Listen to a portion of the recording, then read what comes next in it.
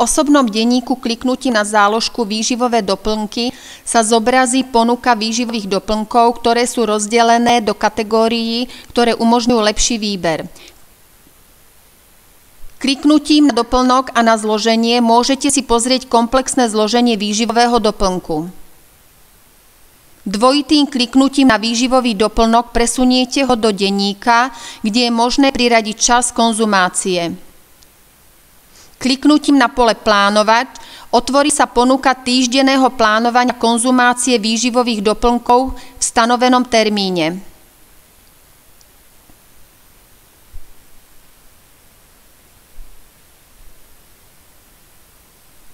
Zaradenie výživového doplnku v module Fitness sa okamžite kopíruje aj do modulu Výživa do denného jedálnička.